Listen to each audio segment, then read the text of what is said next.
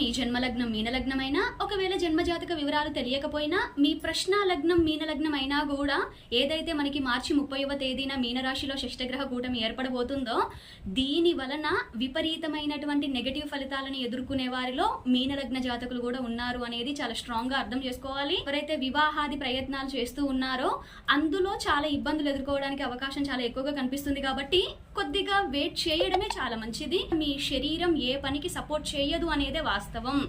So దీని వలన ఏంటి, ప్రతిసారి కూడా మన శరీరము అనేక రకాలైనటువంటి కారణాల రీత్యా అనేక రకాలైనటువంటి శారీరక సమస్యలు ఎదుర్కోవడానికే ఎక్కువగా గోచారం సపోర్ట్ చేస్తుంది.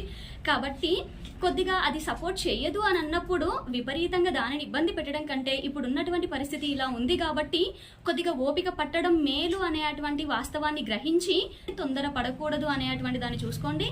ఆయా గ్రహాలకి చిన్న చిన్న పరిహారాలు చేసుకొని జాగ్రత్తగా ముందుకు వెళ్ళాలని ఆశిస్తూ